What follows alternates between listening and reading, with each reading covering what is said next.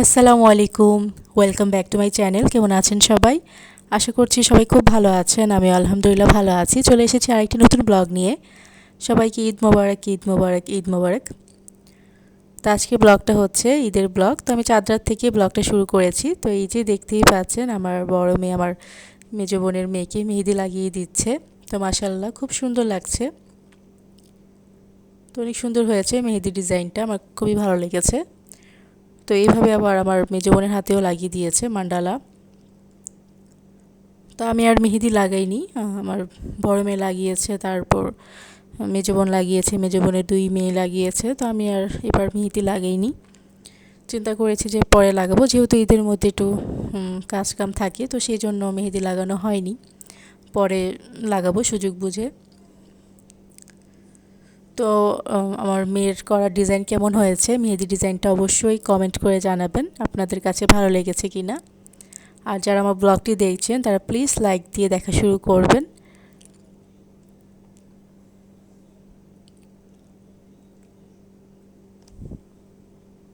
তো এবার চাঁদ রাতে মনটা একটু খারাপ ছিল। আমার ড্রেস টেলার নষ্ট করে দিয়েছে, তো সেই জন্য মনটা খুবই খারাপ ছিল। একটা ড্রেস নিয়ে আমার হাজব্যান্ড প্রায় 3-4বার টেলার্সের দোকানে গিয়েছে, এসেছে, তারপর আবারও ঠিক করতে দিয়েছিলাম। তো এই নিয়ে একটু মনটা খারাপই ছিল। তো শেষ সময় আলহামদুলিল্লাহ ড্রেসগুলো ঠিক করে দিয়েছে।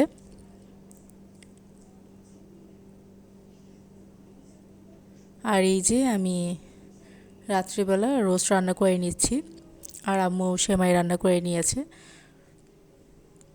তো আম্মু গরুর মাংস আর সেমাইটা রান্না করেছে, আমি চিকেন রোস্টটা রান্না করেছি। আর যেহেতু ঈদের দিন আমাদের দাওয়াত ছিল, আমার মেজো বোনের বাসায় আমাদের দাওয়াত ছিল, তো এই তো এটা হচ্ছে ঈদের দিন সকালবেলা। তো সকাল বলতে আর কি দুপুর 1টা বেজে গিয়েছে ওদের বাসায় যেতে যেতে। তো আমি আর আমার আম্মু আর আমার ছোটো মেয়ে আমরা 3জন আগে গিয়েছি, যেহেতু বড় মেয়ে আমার ছোটো খালার বাসায় গিয়েছে বেড়াতে। ছোটো খালার মেয়ের সাথে ঘুরবে, বেড়াবে, সব আত্মীয় স্বজন বাসায় যাবে, তো সেই জন্য ও আমাদের সাথে আসেনি। আর আমার হাজব্যান্ডও বলেছে যে ও একটু পরে আসবে, মানে একটু লেট করে আসবে, যেহেতু চাঁদ রাতে সবারই ঘুম কম হয়। আর আমরা সকাল সকাল আর কি আমার হাজব্যান্ড যখন নামাজ পড়ে আসে, ঈদের নামাজ, তো আসার পর আমরা আজিমপুর কবরস্থানে গিয়েছিলাম আমার আব্বুর কবর জিয়ারত করতে। তো সবাই আমার আব্বুর জন্য দোয়া করবেন। তো সেখান থেকে এসে রেডি সেডি হতে একটু টাইম লেগে গিয়েছে। তো আস্তে আস্তে আমাদের প্রায় দুপুর 1টা বেজে গিয়েছে। তো মেজো বোন ফোন দিয়েছিল যে আমাদের কেন এত দেরি হচ্ছে, কারণ ও আমাদের জন্য নাস্তা বানিয়ে রেখেছে, চাউমিন বানিয়েছে, লাচ্ছা সেমাই বানিয়েছে।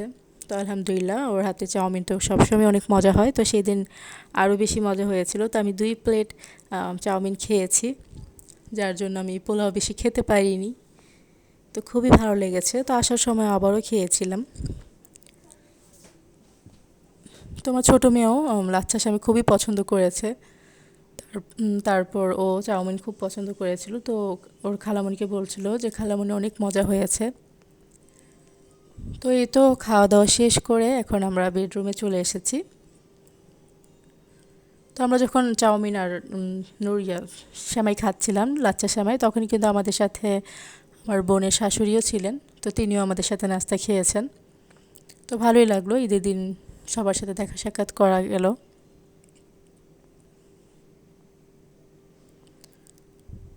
তো ঠিক দুপুর 2টার পরেই তো আমার হাজব্যান্ড চলে আসলো। 2টা না, 2:30টার দিকেও এসেছে। তো আসার সাথে সাথে আমার মেজো বোন নাস্তা দিয়ে দিল, নাস্তা বলতে সরি খাবার, দুপুরে খাবার দিয়ে দিল। তো এই যে অনেক কিছুই করেছে, সাদা পোলাও করেছে, তারপর হচ্ছে চিকেন রোস্ট, চিকেন কোরমা, ডিম ভুনা, তারপর হচ্ছে ভেজিটেবল করেছে, সালাদ। তো ওর হাতে ভেজিটেবল তো আমার খুবই ভালো লাগে, অনেক মজার হয় ওর হাতের ভেজিটেবল। তো আমি অনেক মজা করে খেয়েছি। তো আসার সময় আমাকে ভেজিটেবল দিয়েও দিয়েছিল। যেহেতু ঈদের দিন বলে কথা, তো ঈদের দিন যতই দাওয়াত থাকুক, নিজের বাসায় রান্নাবান্না না করলে কিন্তু আর ঈদ ঈদ মনে হয় না। তো সেই জন্য কিন্তু দেখেছেন যে আগে আমি চিকেন রোস্ট রান্না করে এসেছি আগের দিন রাতে। তো বাসায় যে অবশ্যই পোলাও রান্না করব, তো সেই জন্য আমি মেজো বোনকে বলেছিলাম যে আমাকে যেন ভেজিটেবল দিয়ে দেয়, তো আমাকে ভেজিটেবল দিয়ে দিয়েছিল। আর এই যে আমাদের খাওয়া দাওয়া শেষে, মানে আমি আমার হাজব্যান্ডই খেয়েছি, বাকিরা পরে খেয়েছে। তো আমাদের খাওয়া দাওয়া শেষে আমার বড় মেয়ে, আমার খালাতো বোন ওরাও চলে এসেছে। তো ওরা সবাই একসাথে খেয়ে নিয়েছে, ওরা দুইজন, আম্মু, তারপর বোন, বোনের হাজব্যান্ড, ওরা সবাই একসাথে খেয়েছে, আর আমরা দুজন আগেই খেয়ে নিয়েছিলাম। তো এই যে ওদের ছবি তুলছিলাম, আর ওদের ড্রেসগুলো কেমন হয়েছে অবশ্যই কমেন্ট করে জানাবেন। মাশাল্লাহ, দুজনের ড্রেস কিন্তু খুবই সুন্দর হয়েছে, আমার মানে আমার ক্ষেত্রে আর কি, আমার কাছে আর কি ভালোই লেগেছে দুইজনের ড্রেসটা। আর দুইজনের ড্রেসটা ডিজাইন কিন্তু খুবই কাছাকাছি। আর এই যে ওদের হাতের মেহেদি, তো ওরা অর্গ্যানিক মেহেদি লাগিয়েছিল, মাশাল্লাহ খুব সুন্দর কালার এসেছে। তো আমরা বিকেল থেকেই বলছিলাম যে চলে যাব চলে যাব, তো আমার বোন খুব জোর করে আমাদেরকে রাত 8টা পর্যন্ত রেখে দিয়েছে, আস্তে আস্তে প্রায় 8:30 বেজে গিয়েছে।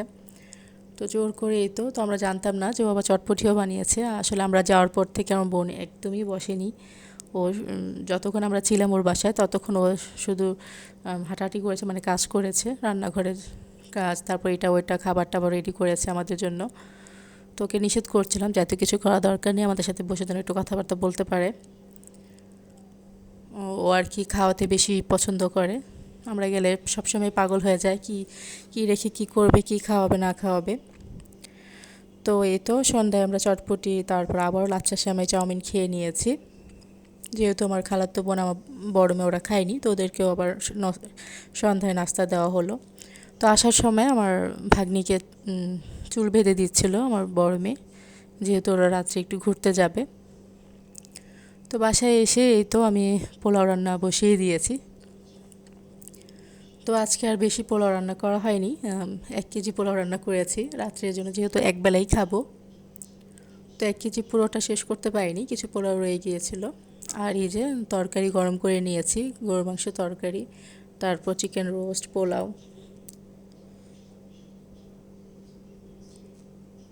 তো আমার রোস্ট রান্নাটা কেমন হয়েছে অবশ্যই কমেন্ট করে জানাবেন। আর এই যে আমার হাজব্যান্ড সেমাই রান্না করেছে, ও নিজ হাতে সেমাইটা রান্না করেছে।